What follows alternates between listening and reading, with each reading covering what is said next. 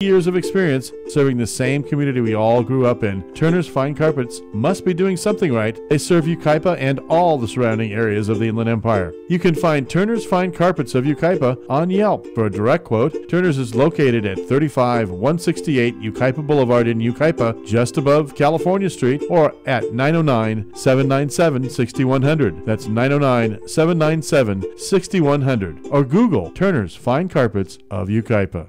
If you or a loved one was seriously injured in an accident with a semi-truck or an 18-wheeler truck, you need to act fast. I'm attorney Daniel Rudbari. I know how to fight truck companies. Call me 800-325-1454 for your free consultation. 800-325-1454. Truck accident cases are different than an auto versus auto accident. There are so many more issues involved when dealing with a truck accident case. There are federal regulations and state regulations, several different companies that may be involved. I can immediately gather the evidence, get you the medical care you need with no deductible and no copay to you, and get you the compensation and the money you deserve for your injuries. And if there's no recovery, there's no fees charged to you. I'm attorney Daniel Rudbari. I know how to fight truck companies. Call me 800-325-1454 for your free consultation. 800-325-1454.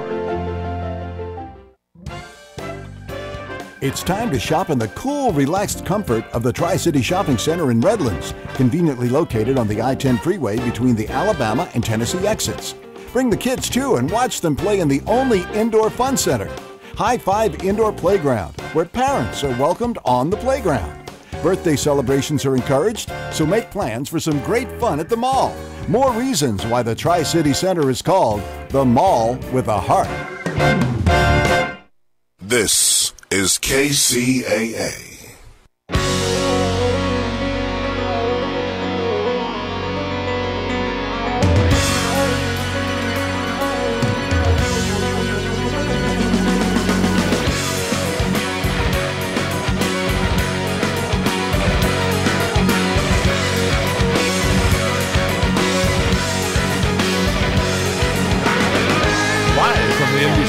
Radio broadcasting studios of KCAA 1050 AM, 102.3 FM and 106.5 FM, located in beautiful sunny California. Thanks for tuning into the Water Zone Show. Good afternoon. I'm Rob Starr along with my good buddy here, Mr. Chris Davies. Good afternoon. How are you tonight, Rob? I am wonderful. How you doing? Doing splendid. How you doing? Hey, not too bad, man.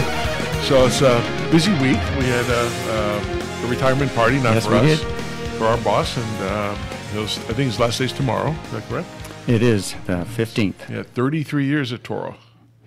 Quite an achievement. Yep, did a great job. We're talking about Mr. Phil Burkhart, and I guess they're doing a whole story about him in irrigation and green industry. 4-page spread, actually. Yep. So that's pretty good. We got some things going.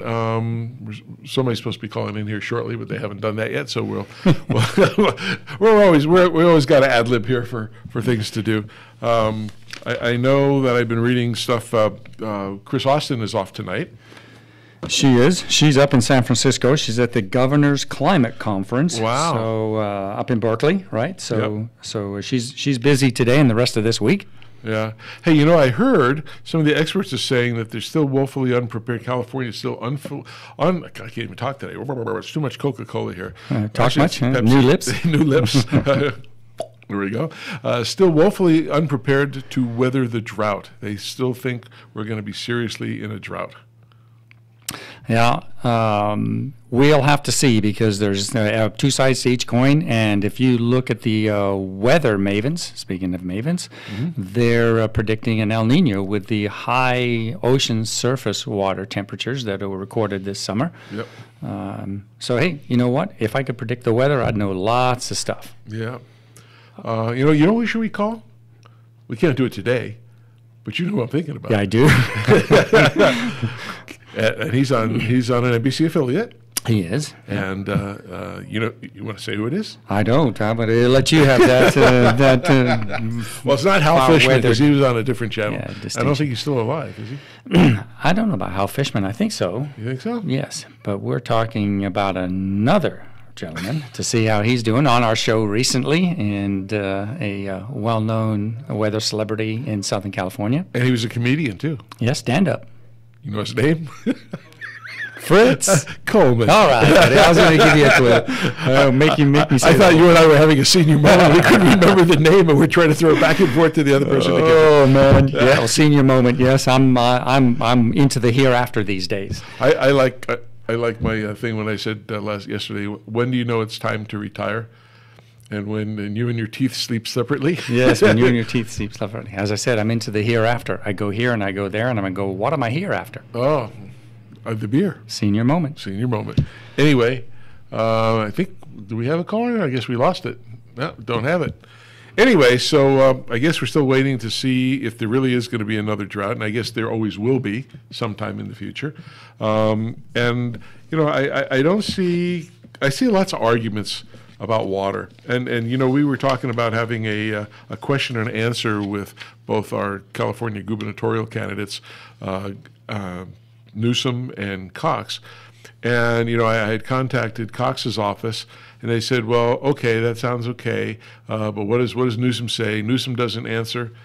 His people doesn't answer, and I guess he's had 8 points, so he doesn't really care. Maybe it's a ratings thing, right? But why can't it be mandatory? I mean, as a citizen in California, why can't it be mandated that when there's ever an election like of this kind of size, that it's mandatory that you have to have X amount of debates? Yeah. I know they'll tell you, you go to their website and they have all questions and answers, and just read that, and that's their statements. But I don't know. I want to hear from the guys. I don't want to just read something. Yeah, we framed it well enough to both of the camps, right? That this is, this isn't a shock jock type of thing. We're not going to put them on the spot. We're going to have pre-prepared questions, which we'll provide to them ahead of the game. Right. They can look and study and prepare their answers for it, and we'll go back and forth. So each of the candidates get a chance to answer each predetermined question. Right, and they're going to come from not all, but probably 12 to 15 different water agencies throughout the California, state, who have some questions, and there's not going to be a debate because we control the phone call, so we can put them on mute. Yeah, we'll put them on mute, so they're not going to sit there and get in a fight. We don't want that. We're not shock jocks. We're just little citizens that want to know what's going on and what do they really believe in and what are they going to do. It's one thing when you go to their website and you see all the answers and things, but it really doesn't. It's too wide a scope to what they put on there. It's kind of generic. It doesn't get into the detail, I think. Yeah, you're right. And we've got a lot of constituents listening to this show, right? Our listeners to this show that are very interested in hearing what they've got to say about one of the, top leading issues facing the state of California. Yeah, to me, it's got to be in the top three, and I don't see that on their websites at all. Yeah, it is. It's woefully lacking. It's like the best kept secret in California. Yeah, and we try not to be biased on the show. In fact, we wouldn't be. NBC was telling us that, hey, we can even get an extra hour for the show to cover this, and I think it would be good for the people to hear it. I mean, everybody wants to hear this, but I guess they're only agreeing so far to one debate, and then they're still arguing about what the questions and what they're going to talk about. I understand that, but to me, I think water is a dramatic issue that needs to be addressed, and I just don't see why they won't do it. And well, we aren't going to stop. We're going to continue. We're going to keep trying to put that together. We have a couple of months. 7 weeks. Yeah, so that's a couple of months. It's coming quick. Yeah, it's coming quick, and time flies when you're having fun. Yeah, unless you're a trout, then time's fun when you're having flies. Yeah, I heard coming down here that I was surprised to learn that Cox only has one campaign political action committee. It's pretty slim. Now he's 8 points behind though. Yes, he is, but that's not what kind of a margin is that, right? And we can argue about whether that's a wide margin or not. Well, we hear 7 weeks away from the election. Yeah, because we heard that in the presidential election that they were 15 points ahead, and that didn't work. All you have to do is look historically to find out that you can. Prediction is a tough game. Yeah, it's like a game of chance. Yeah. Some days somebody comes up and they're unbelievable and they come up. But I see even in those elections, the big elections across this country, all the dirt's coming out. Now they said something, about Kavanaugh that I guess Sure. him. That's been interesting, right? Did right you read there. that? Yeah. About a 17 in high school. Yep. In high school, him and a buddy were talking to a girl, and they went in her room and they shut the door. I mean, she was 17, and how long ago? Kavanaugh's what, almost 50 something? Good thing they don't have cell phones back then. No, but I mean, nobody. I'm not saying I'm for him or against him, but all I use the word crap, I guess I just did, is coming out between everybody on both sides, because it's getting close down. When we got 50-something days left. Yep, 50-something days. Yep, and look right here, crap. It's on the FCC list. You're good. Yeah. Is that good? Engineer gave me a thumbs up. He didn't press a button. I don't see some guy from the government coming in and get me. Yeah, we don't need that. But again, I want to see more transparency and stuff. And they have a couple government people that are complaining, and they want to delay the twin tunnels. And some people don't want it. Some people want it. Then there's a group suing Metropolitan Water District.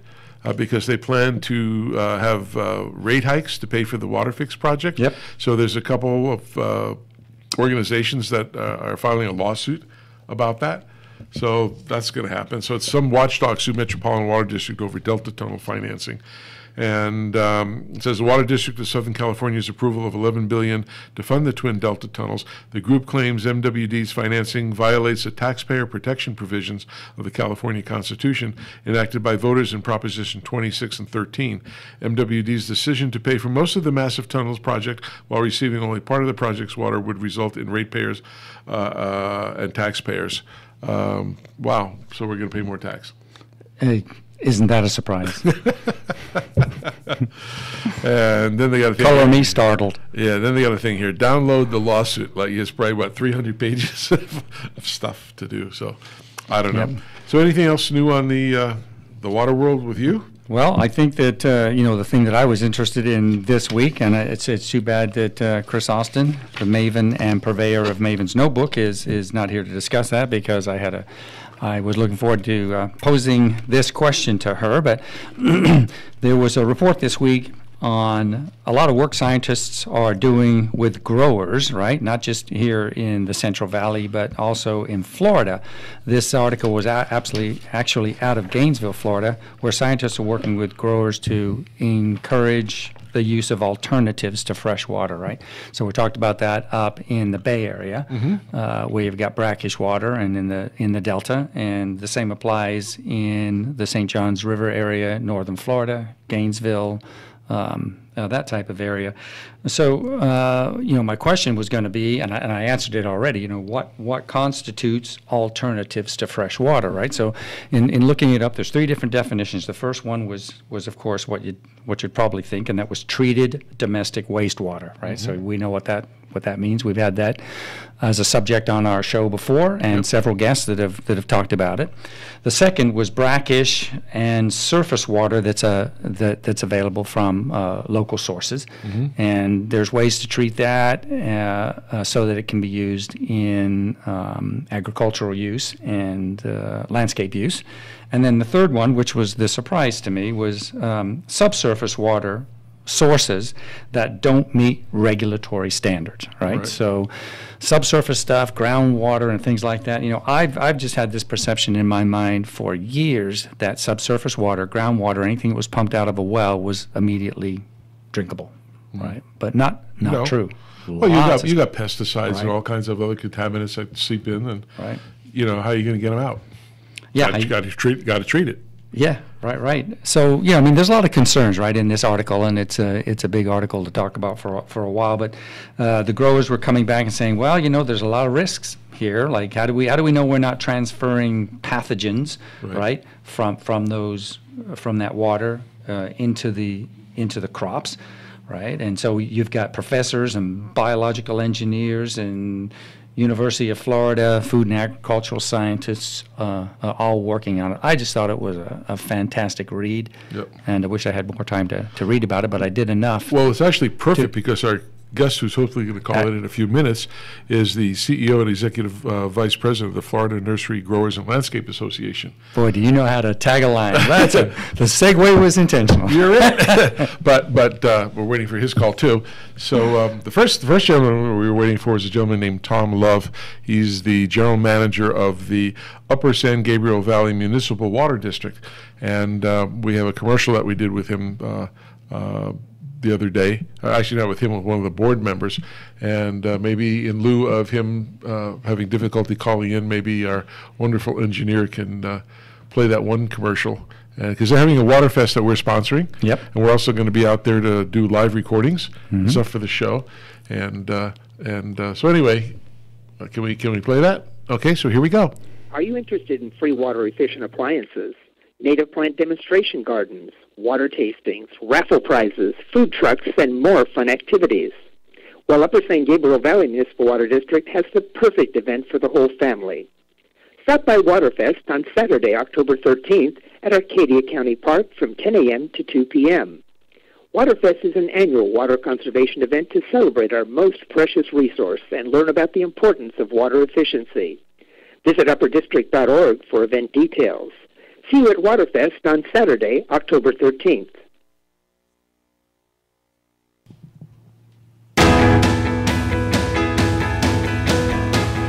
All right, welcome back. So anyway, as you hear, they're going to have a water fest. They're going to give away all kinds of prizes, conservation products and things. We're going to give demonstrations. So it's a great event for everybody out in that water district's area. And they handle Monrovia and a whole bunch of all the foothill communities. Yeah, they got 5 supervisors or district supervisors for it. And we were hoping to get Tom out, but there might have been a problem with the phone lines coming in. And I think we have another gentleman. Oh, okay. Well, we have, it was apropos, since you brought that up about Florida stuff, we now have a gentleman I'd like to welcome. I met him a year ago at the IA show afterwards, and he's the CEO and Executive Vice President of Florida Nursery Growers and Landscape Association, Mr. Ben Beluski. Ben, welcome to the Water Zone. Thank you, Ron, very much. Appreciate you coming on the show. And we were just, I don't know if you were listening or if you had a chance to hear what Chris was talking about, but Chris was talking about scientists. Yeah, go ahead, Chris. Hey. It was your story. Hey, Ben, Chris here. Welcome to the show. How are you? Thank you, Chris. Doing well. Oh, awesome. We were, while we were waiting for you to come on the line, we were talking about an article or some research that got published this week in the state of Florida. For scientists working and encouraging the use of alternative freshwater uses, other than those that are available through municipal systems or direct through wells, and that's like treated domestic wastewater is one, brackish and surface water is another, and other subsurface water sources, right, that aren't good enough to meet regulatory standards for potable water. So very interesting article published this week out of Gainesville, Florida. A lot of folks in the Florida Research Agency, University of Florida Institute of Food and Agriculture, professors, biological engineers, all working on that. So we posed the question while we were waiting for you to come on the line, if that had been part of your experience. Yeah, but we'll get back to that. As we're trying to expand our show, and it has been across the country and actually across the world. We've been lucky enough to get people from Australia and Europe and so forth. Saudi Arabia? Saudi Arabia and Israel. Can you give us just a quick background of your organization and such? Sure, and that was a wonderful segue from Florida to Florida. Yeah. Coincidence. The Florida Nursery Growers and Landscape Association was actually founded 66 years ago in 1952, and it was formed with the foundations in mind of cooperation, quality, integrity, and knowledge among the growers at the time. And the motto then was, "In numbers there's strength." And as an FNGLA president said back in, I believe it was 1970, so it's 48 years ago, as the many strands give the cable strength, so have many members given our association strength. And FNGLA now is the largest state nursery and landscape association in the country with over 2,000 members. Wow. So we do get involved in a lot of water issues, and we do rely very heavily on the scientific expertise that the University of Florida Institute of Food, Ag, Science coordinates with the industry, conducts the research and sound science on behalf of industry and looking forward. And the report to which you referred is just an indication yet of the cutting edge research that they do. We're so fortunate they're the land grant partner to Florida's nursery and landscape industry in all of the segments of agriculture. I know we partner with the University of Florida, a couple of things with the Irrigation Association, because they do studies on soil moisture sensors, on smart irrigation controllers, on drip irrigation and things like that. So yeah, there's a good relationship going on between all of those things. How are you guys organized? I mean, you have different chapters and divisions, and are they specialized in different things? Yes, FNGLA is a big, complex animal with 2,000 members spread throughout the peninsula, from Pensacola down to Homestead, down through Key West, and then back up again through Naples. We have a lot of members, 14 local chapters, geographically organized throughout the state, so we have the grassroots support there at the local level. And we have 7 divisions, 4 grower divisions, landscape division, a garden center retail division, an allied horticultural supplier division. So it's a big animal with lots of committees putting on 2 big industry-only trade shows, one gearing to the outdoor landscape market, which is coming up in just 3 weeks' time. Wow. We'll be ready, and one in January down in Fort Lauderdale that's geared to the interior market, because Florida is next to California. I mean, you guys are number 1 in terms of nursery crop production. Florida is number 2. However, anywhere from 75 to 80% of all of the tropical plants and the indoor house plants that people have in their homes and their offices, and you find in the shops and stores and restaurants and hotels, 75 to 80% of those plants are produced here in Florida, and the majority of which are shipped out of the state. So it is a big industry. The most recent University of Florida economic impact study identified the industry back in 2015 now as having $21 billion in total economic output, and over $10 billion of that was in the landscape sector. That's great to hear that, for sure. That's a thriving business right there. So my question is, when you get together at these trade shows, 2,000 members spread over several different disciplines and industry segments, how do you get things done? How do you talk to each other? You're making the assumption we do get things done. Yes, we do. We do. You know, it's a testament to the members themselves, because this association is a member-driven, staff-managed association, and because of the size of the industry in the states, in the state, we have members who are very competitive with one another, yet they also respect and honor the business practices of the other, and we'll often sit down and check those egos and those parochial business interests at the door in order to move the industry forward. We're pretty blessed that way. In the agricultural world, is oranges the number 1 product? Citrus? Yeah. It used to be until several years ago, and the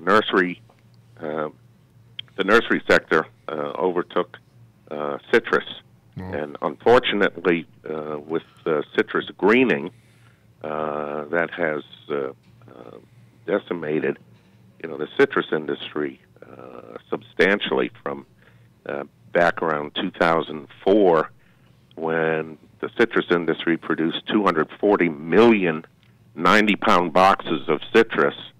This past season, because of citrus greening and, of course, because of Hurricane Irma, and our hearts go out to the folks in North and South Carolina with Hurricane Florence. Sure. But we went from the citrus industry went from 240 million boxes down to about 44 million boxes. I mean, a dramatic decline. Sure is. But as Florida continues to grow, to the tune of, as I said, 1,000 people a day are moving into the state, there's a lot of opportunity for the nursery and landscape industry with all of the building and construction. Do you have much competition from South America shipping citrus in, or any of those kind of things, or no? Because we have that in California. Right. Other segments of agriculture do. Tomatoes, strawberries, those have been a focus of the NAFTA trade agreements and the negotiations, to redo those trade agreements.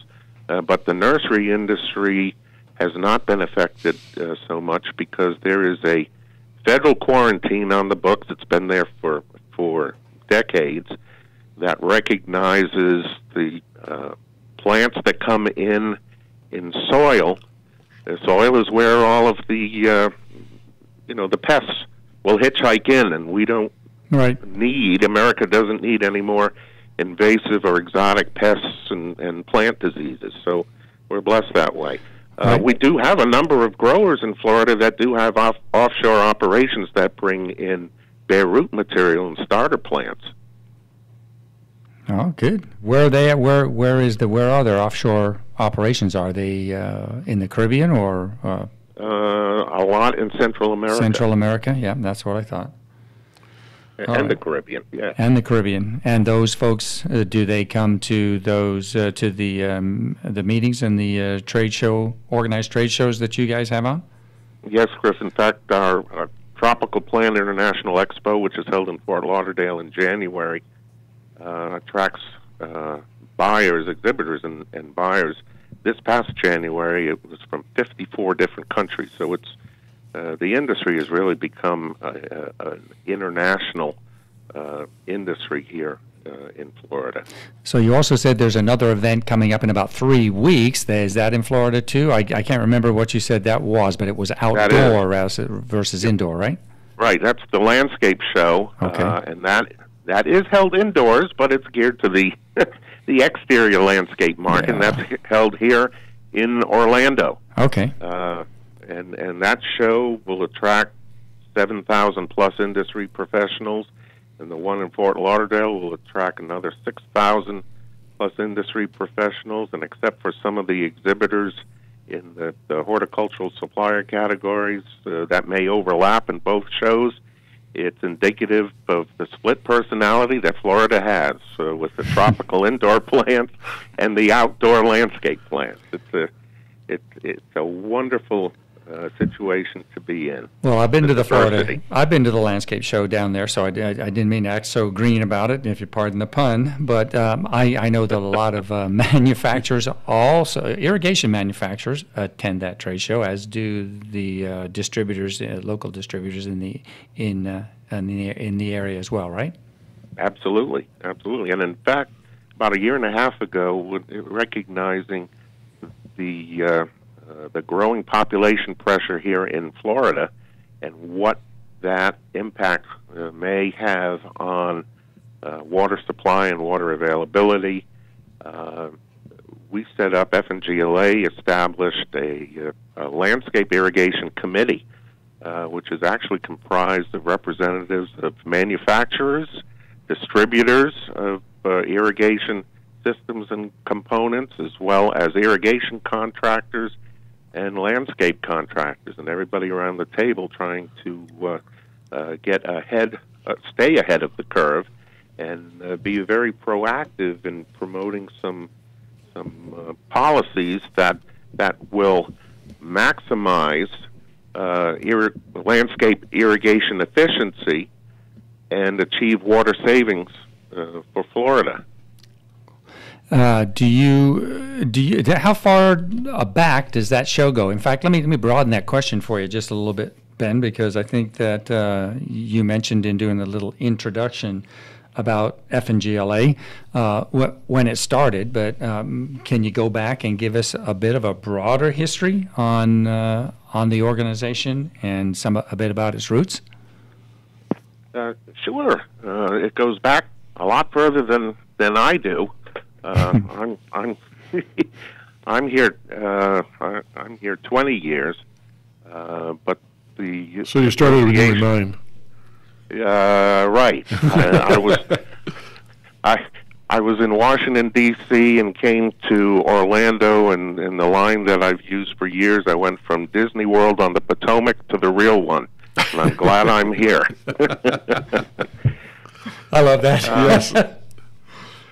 The association, as I mentioned, was formed in 1952, and it got its feet off the ground. It used to be with the Florida retail florists and seedsmen, in fact, and then broke away in 1952, and was first. Its headquarters were first down in Dade County.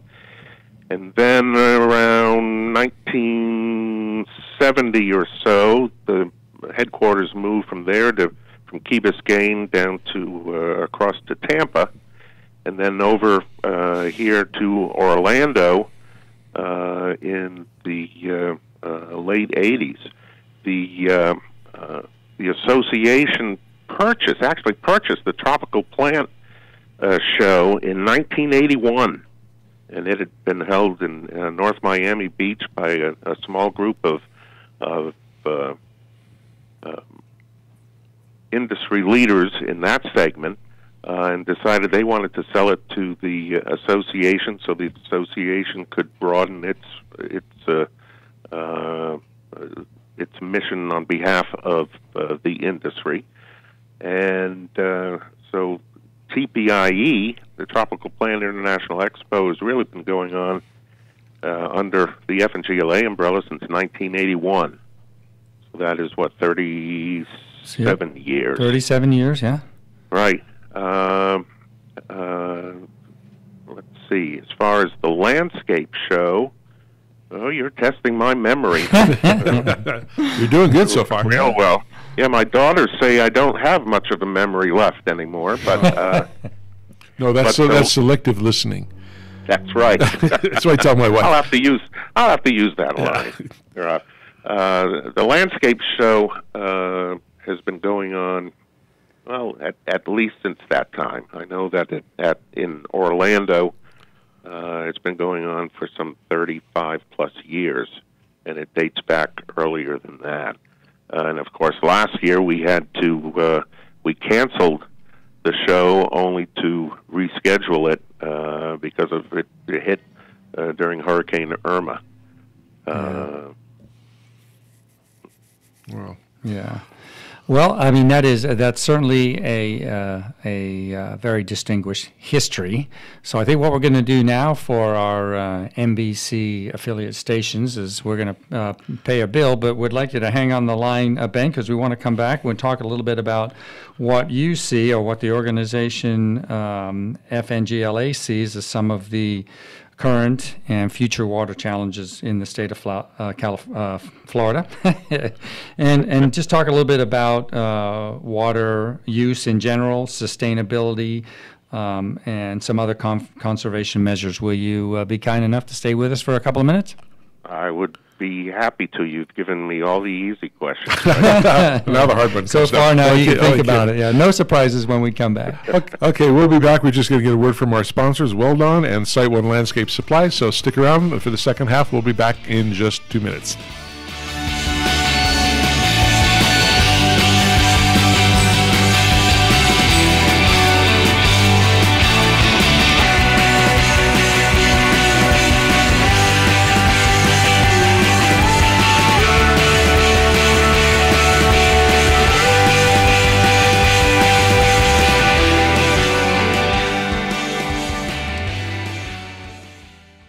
KCAA Loma Linda, 1050 AM, K292FQ Riverside, and K293CF Moreno Valley.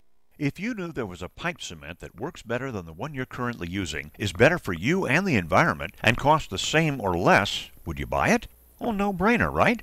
Weldon, the trusted leader in solvent cements for over 60 years, is pleased to introduce a new line of solvent cements that does all that. Introducing the Eco Series line of solvent cements for PVC piping systems. Not only does it work great and set fast, it also has 30% lower solvent emissions and less smelly fumes, a better workplace environment when you're installing pipes. But don't just take our word for it. EcoSeries products are the only solvent cements that are Green Seal certified for environmental innovation for effective performance, improved working conditions, and for use with potable water. Now available in a medium-bodied fast-setting blue formula, 905 Eco, and a regular-bodied fast-setting clear formula, 900 Eco. Pick up a can today from your local distributor and see, smell, and feel the difference, just like Joe Sweat, president of Sunrise Irrigation, did. He said, after using Weldon's 905 Eco, we immediately noticed the application was smooth and there was noticeably less odor than other blue solvent cements on the market. The guys love it. To learn more about Eco solvent cements from Weldon, visit the website at www.weldon.com or call the technical service hotline at 877-477-8327. That's 877-477-8327.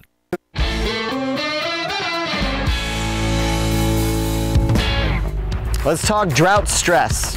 No one likes burnt plants or grass, especially your customers. So when it's hotter than a tin roof in Tallahassee, what are you going to do? Water the problem away? Not only does that abuse a vital resource, it's illegal in many cities. Here's a quick and easy solve that won't get you in trouble with Mother Nature or Johnny Law. Applied as a year-round program, Moisture Manager from Lesco supplements regular irrigation by attracting moisture to treated areas, thus making the moisture available to plant roots.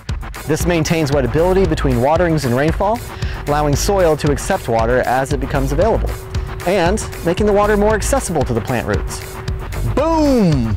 More green, less watering, and a great new reason to see your customers on a recurring basis. With Lesco Moisture Manager and Site 1, high heat is no sweat.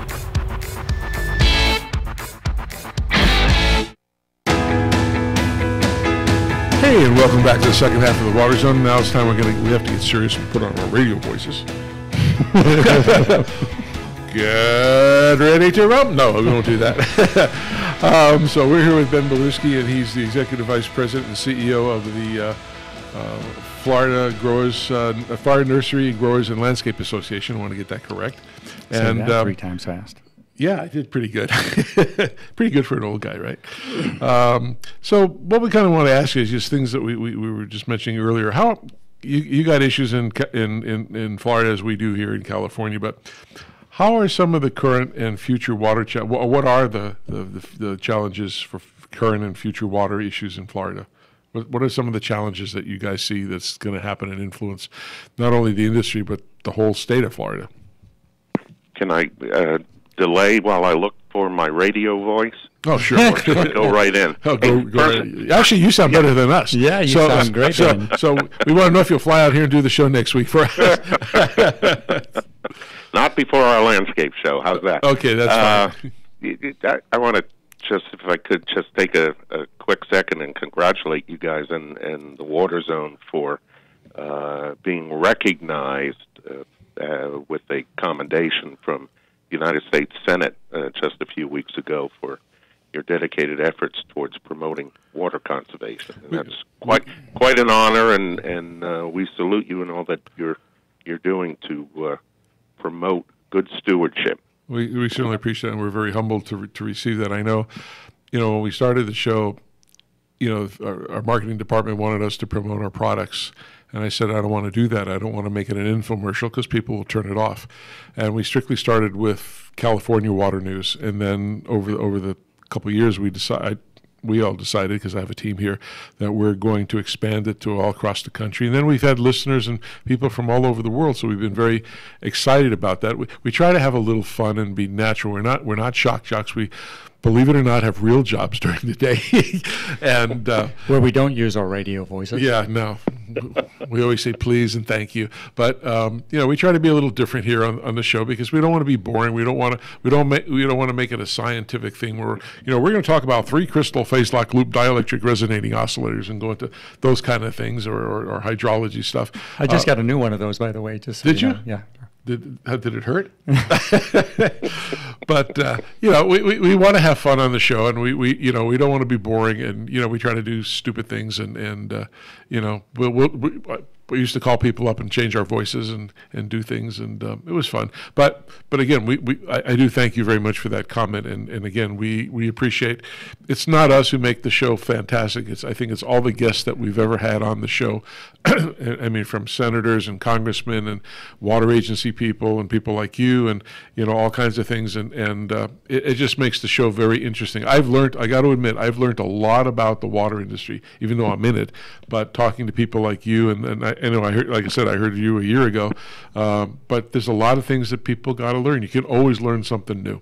Yes, I don't know if you're aware, Ben, but almost monthly we do a dedicated segment for the ag industry. That's right. Yep, and that always works out well. Great, awesome guests on that show, hosted by Ingi Bisconer. So she'll be on in just a couple of weeks. Yeah, and she's got plenty of awards from the IA and other things for presenting. So anyway, we'll go back to you because the show's not about us; it's about the famous people and the good people like you. Well, thank you for including me in that illustrious group. Some of the current and our future water challenges for Florida, certainly, as any place around the country, it would fall under water quality and water supply or availability. And under the water quality column, at the top of the list, what's unique to Florida is the restoration of the Everglades water quality.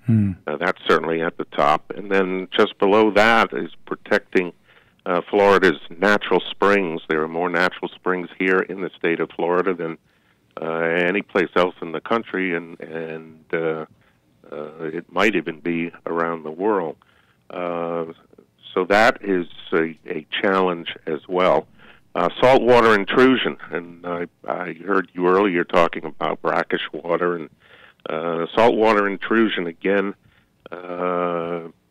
whether one believes climate change or not, the population, the increasing population of Florida and the increasing development along the coasts where most of the people in Florida live on the east coast and the west coast of the peninsula, saltwater intrusion is an increasing concern, particularly from a grower standpoint, whether it's nursery, citrus, fruit, vegetable, what have you.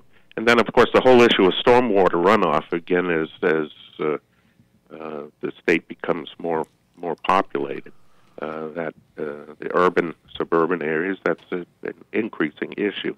But equally as important as water quality are the issues dealing with water availability, and if I may, that's what I guess I kind of like to really zero in on a bit this evening, because there is a lot of positive movement and initiatives taking place within the nursery and landscape industry here in Florida. I mean, historically, the water debates in Florida have centered on agriculture's use of this most precious of our natural resources. Unfortunately, Florida's nursery growers, as they are in California, are very innovative, and they have achieved some quite significant, meaningful water savings, in large part due to two things. One is the development of best management practices, the industry's development, adoption, and implementation of those for nursery and greenhouse growers that are, optimizing water management and conservation. And we like to think that BMPs, or best management practices, are every bit of water and infrastructure investment as water collection and retention pond construction and wastewater treatment facilities and reclaimed water systems. I mean, they are as important. And then the second factor as to having achieved some substantial water savings or management is the welcome conversion to more efficient, lower volume, on-demand irrigation systems such as drip and misting, ebb and flow irrigation, retrofitting, retention, recycling, all the advances in irrigation technology on the production side continue to propel much of this great progress in water savings on the agricultural side. So as the ag side and the nursery production side has been making great strides, and that has traditionally been where the water debates have focused. The focal point today of the water debate has really shifted, and there's a much greater emphasis, at least in Florida, being placed today on the water used for lawns and landscapes. Let's face it, when I came to Florida 20 years ago, there were 15.5 million residents in the state. 20 years later, we stand at more than 21 million. So that's 5.5 million residents in 20 years. So Florida is very swiftly becoming an increasingly urbanized state. And there was a report, the University of Florida, 1,000 Friends of Florida, and the Florida Department of Agriculture and Consumer Services issued a report about a couple of years ago now called the Water 2070 Report. And what that report did was, kind of look out to the year 2070 when the population of the Sunshine State is projected to be about 35 million residents, and saying, oh my gosh, what are we going to do about water? And they came to a core conclusion, and that was that the single most effective strategy to reduce water demand in Florida is to significantly reduce the amount of water used for landscape irrigation. And if that wasn't a wake-up call for our industry, I don't know what could be. And it was a wake-up call. And yet, when we created the Landscape Irrigation Committee under FNGLA, bringing together, again, the manufacturers, the distributors, the irrigation contractors, and landscape contractors, and we started to jot down all of the initiatives that Florida's landscape industry has undertaken over the last few years, and it's rather astonishing. Just a couple of examples. FNGLA collaborated with the water management districts, of which there are 5 in the state, to establish year-round water conservation rules. The association worked with the Florida Department of Environmental Protection to develop the Florida-friendly best management practices for water protection by the green industry. So it's the green industry's thinking blue. And again, best management practices are part of that. We teamed up with, again, the University of Florida IFAS to develop and launch Florida-friendly landscaping. There used to be, even in the Florida statutes, there were references to xeriscaping. And, of course, everyone always thought, well, that's just, pebbles and what have you. And he said that's not indicative. That might work well in some of the desert regions of the country. Not in Florida. We've had 87 inches of rain in the last 365 days here in Orlando. But the Florida Friendly Landscaping Program promotes the use of low-maintenance plants and environmentally sustainable practices, and it has 9 overreaching principles, and the first 2 are put the right plant in the right place and water efficiency. So the main idea is don't waste time and energy and water and money caring for plants that aren't suited or adapted to where you want to plant them. Florida-friendly landscaping guidelines don't limit the choices of plant color or texture or style. It just says put them in the right place so that we can irrigate, much more efficiently. And we helped establish with the University of Florida a Center for Landscape Conservation and Ecology, and they've actually trained over 42,000 landscape employees in the state with the green industry BMP certificates. So there are a lot of things that are going on, and there are a number of things that have just recently been launched or about to be launched. One is the Florida Water Star program, which gives a professional accreditation to landscape and irrigation professionals who go through this advanced education in the landscape and irrigation fields to come up with sustainable designs and projects that achieve Florida Water Star certification. And FNGLA, we have we actually administer the Florida Water Star program for the Water Management District. But FNGLA also has 5 professional certifications, and we're just about to publicly unveil the 6th, which is an irrigation technician certification to strengthen the entry-level expertise. Those who are on the job, in the field, they're performing regular irrigation service and installation. And all of these certifications have been, recognized and embraced by, the State Department of Environmental Protection, Department of Transportation, Department of Education, the Water Management District. So there are a lot of things that have happened or are about to happen, and there were a number of recommendations in that Water 2070 report. Right. And frankly, we didn't think, when we sat down, in many instances, we honestly didn't think that the report went far enough, and we've put on the table a number of additional policy recommendations, and some of them are like, they're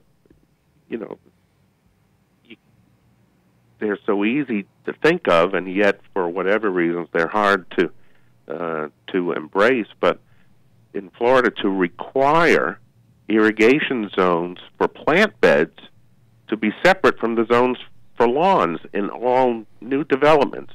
Yeah. So to reduce water usage, because established landscape plants, shrubs, and trees generally need less water than lawns. So that's just practical. It's very practical. It is practical. You're right. Do you know if some of the growers or the universities, I know we've talked to the Consulate General of Israel and some other people, they're working with their biological engineers and ag engineers to talk about they use reused water, but they also have plants that they're creating that can take more salinity and things of that sort, so they can take advantage. Is that something that anybody in Florida is working on?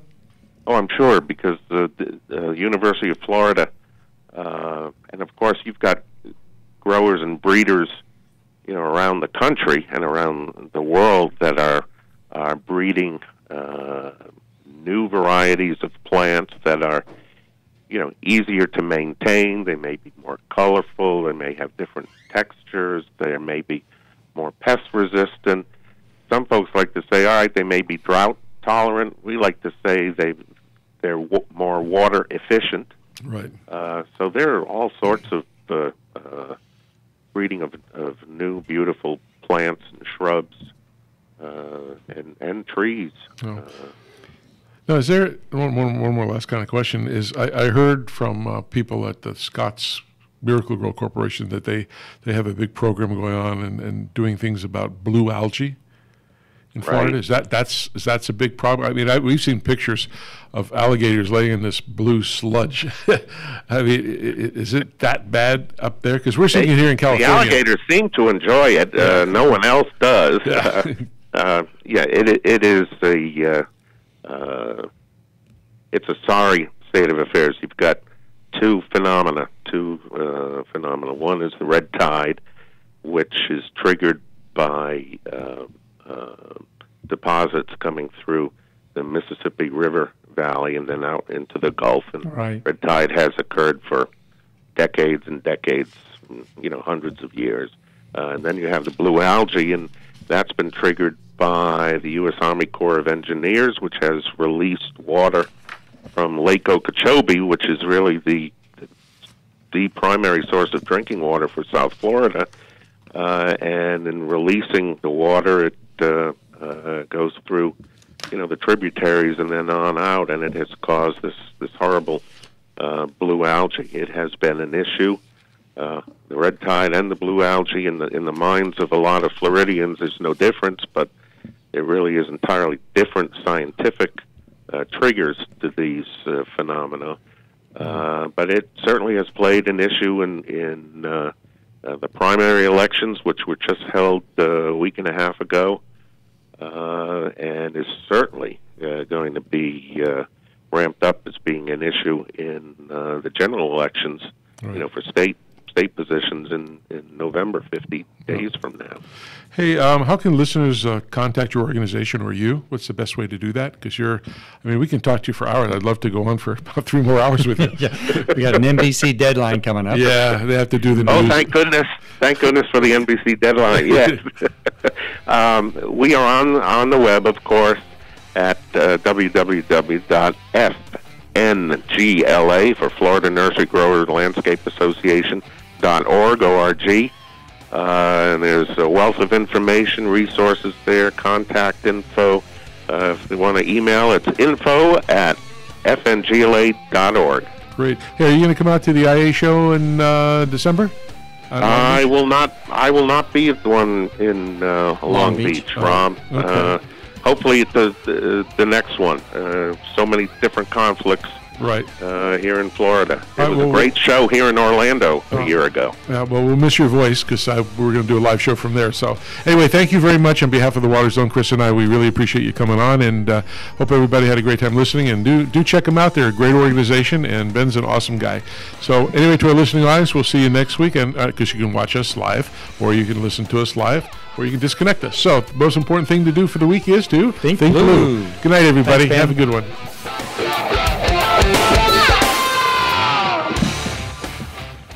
KCAA Loma Linda, 1050 AM, 106.5 FM, and now 102.3 FM.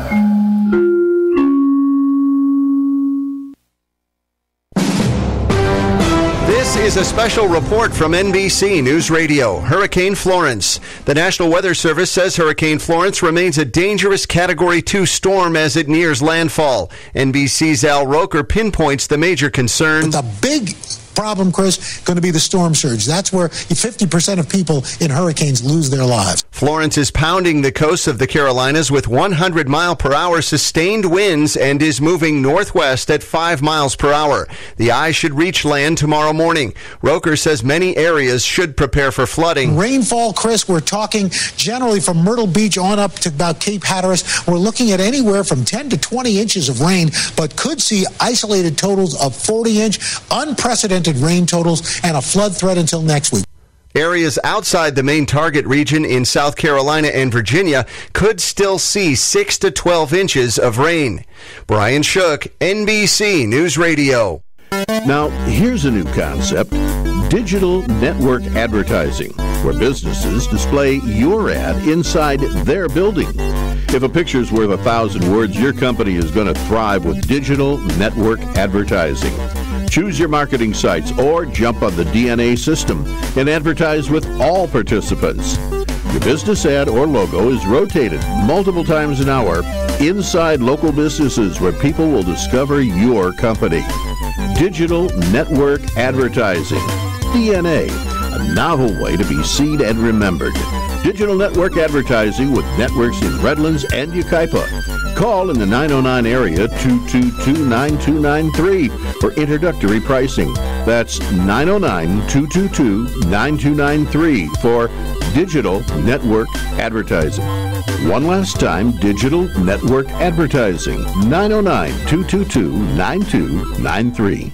This segment of broadcasting brought to you by Tender Hearts TLC Incorporated.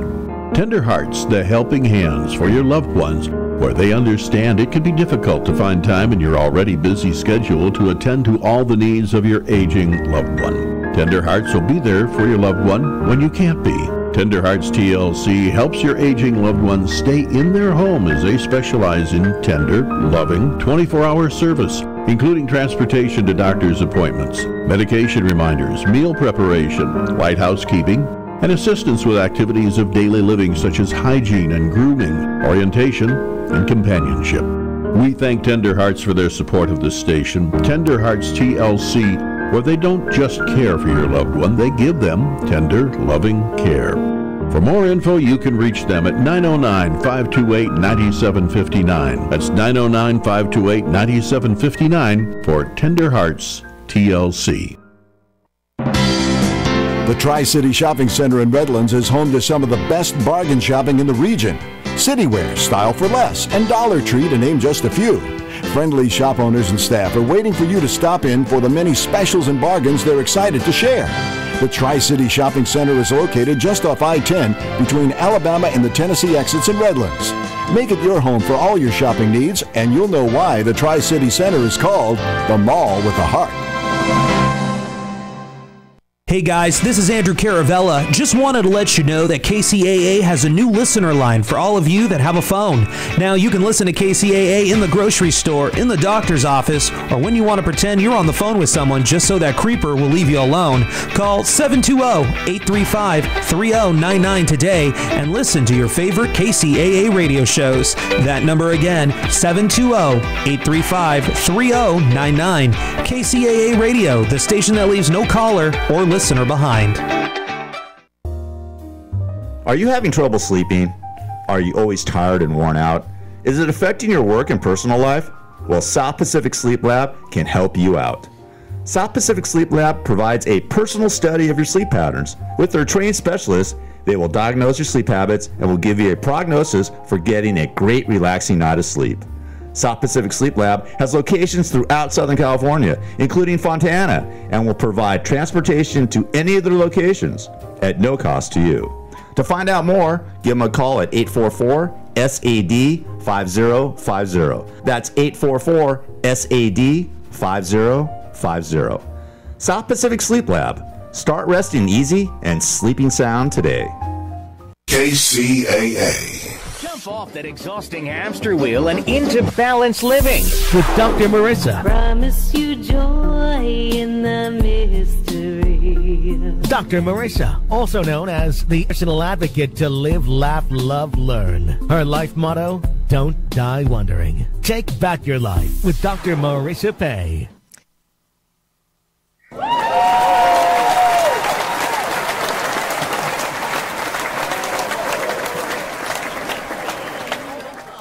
Advice, I'm not using it. Get balanced with Dr. Marissa. Did you have that on? Do you want to start it? It wasn't on, right? Sorry about that. We're going to try it one more time, Frank. And welcome. And we're on. Oh, here we go. Oh, you know, you know what? We're going to start it over again one more time. Sorry about that, Frank. The good news about pre-recording is we can start over. Yeah. I've been trying to get you on for a year and a half. It finally happens, and I'm stuck in traffic. So no intro, just straight to the conversation? Straight to the straight to the applause. Yeah. Okay. Okay. Ready? And here we go. And welcome. You are tuned into my weekly talk radio show called Take My Advice, I'm Not Using It. Get balanced with Dr. Marissa every Tuesday at naturally high noon here out of the Sunset Gower Studios in Hollywood, California with UBN Radio TV, Universal Broadcasting Network, and then syndicated everywhere on iHeartRadio, CNBC, and I'm here to splatter you with more hope and happiness. So, no gossip, no scandal, and no K-words. No Kardashian talk at all, because I want you to focus on your own reality show and how you can be happy 88% of the time. So I have topics and guests to that end. And if you've missed any of my interviews with my fabulous best-selling authors, Don Miguel Ruiz, Neil Donald Walsh, Marianne Williamson, to Marianne from Gilligan's Island, Don Wells, Potsy from Happy Days, Anson Williams, Corey Feldman from Stand By Me, and Muhammad Ali's daughter, Layla Ali, then please go to my YouTube, free subscribe, and you can watch those, as well as some of my red carpet interviews with John Travolta, Quincy Jones, Halle Berry, and more. So today is no exception. He's actually on my red carpet playlist, as well as you've seen him on my Facebook a lot because I've had the chance to meet him at various events, and he is truly one of a kind, beneficial presence on the planet with the work that he's done. When I do the interview, you'll know exactly, when I do the introduction, you'll know exactly why. Frank Shankwitz is the founder of Make-A-Wish Foundation in 1980 with a number of others, and has now grown to 64 chapters in the U.S., 36 international chapters covering 5 continents, and has granted over 300,000 wishes worldwide, with a wish being granted somewhere in the world on an average of 38 minutes. Frank has spoken at the Ohio State University, Harvard University, and has been featured in Forbes as one of the 10 top keynote speakers. Honors include the President's Call to Service Award, the Making a World of Difference, and the Ellis Island Medal of Honor Award. Without further ado, please welcome to my studio, Frank Shankwitz.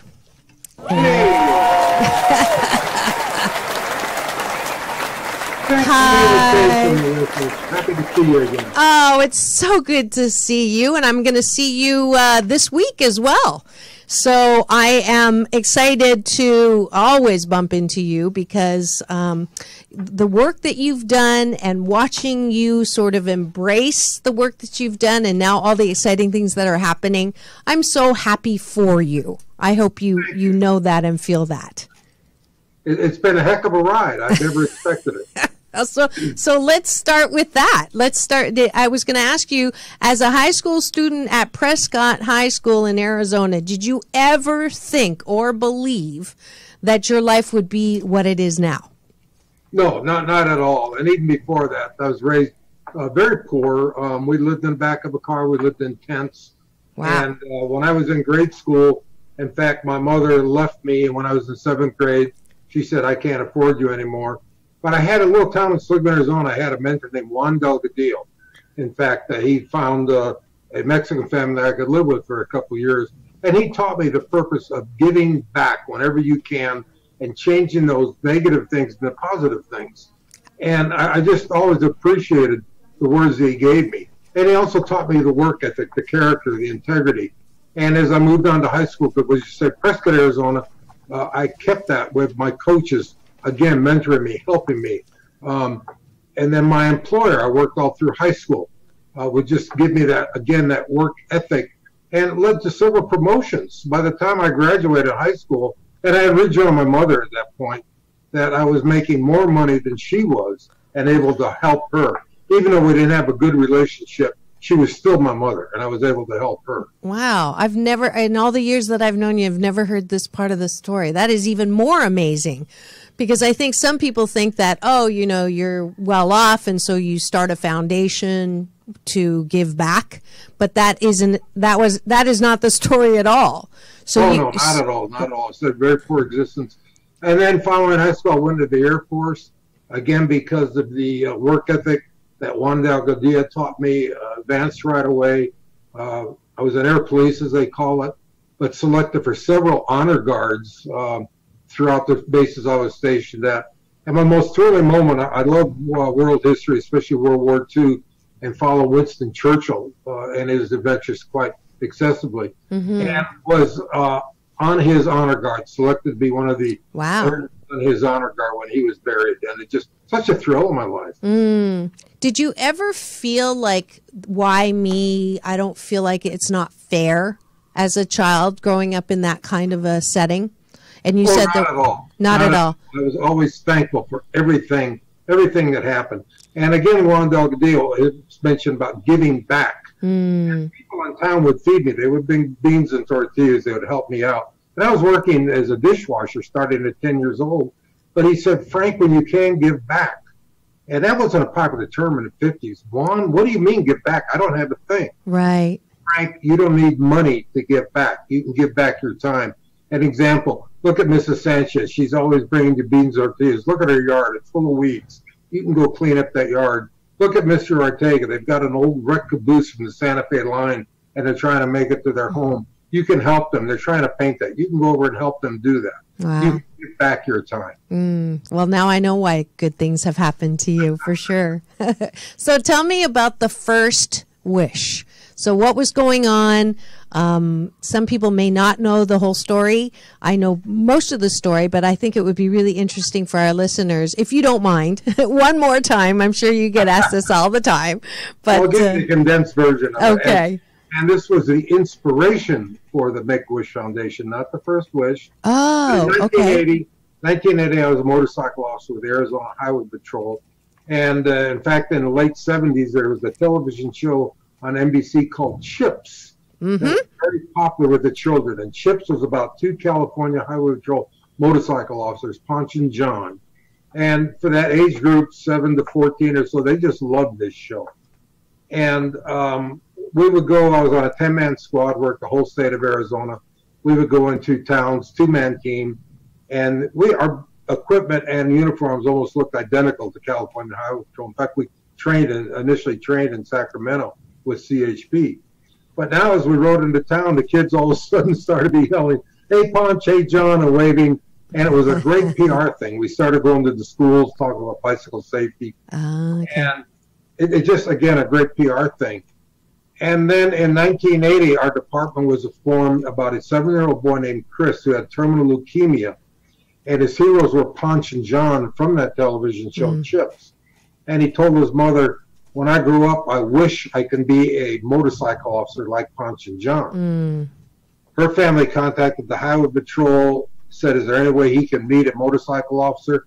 And I just happened to be the motorcycle officer that was chosen because of my work with the children all over the state of Arizona. And it was set up through the permission of his mother, his doctors, that his little boy's on IVs in the hospital. That he would be picked up on our state police helicopter, flown to our headquarters building, where I would be standing by to meet this little boy when he landed.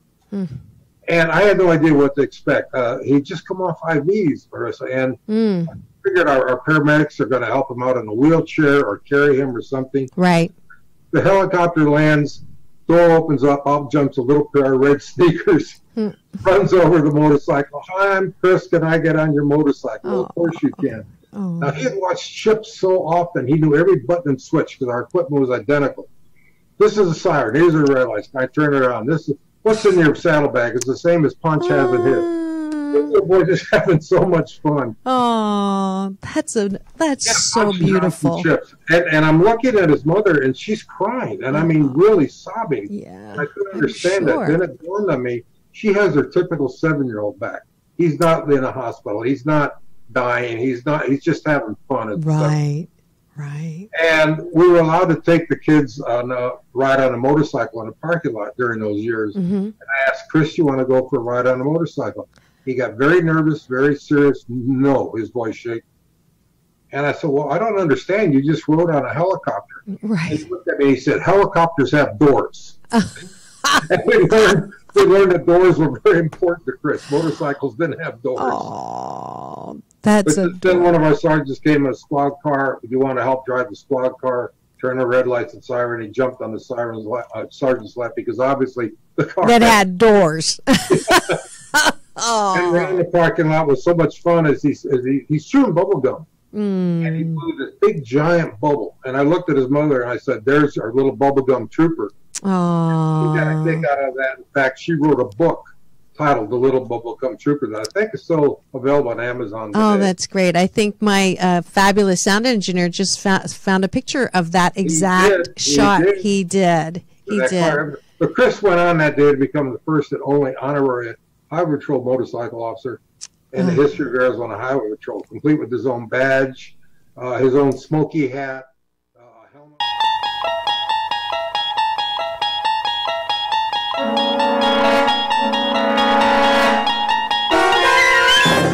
You unlock this door with the key of imagination. Beyond it is another dimension, a dimension of sound, a dimension of sight, a dimension of mind. You're moving into a land of both shadow and substance, of things and ideas. You've just crossed over into the Twilight Zone.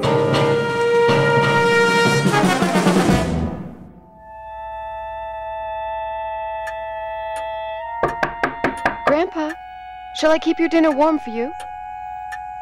Grandpa? Yes, Marnie. Just let me lie down for a moment and rest my eyes. Now, why is that clock slowing down? I guess I better check it. Let's have a closer look, old friend. What time is it now? Well, 7:31 exactly by my pocket watch. But you say 7:25. Oh, no, that'll never do. And to think that I gave you an overhaul just last week. Now,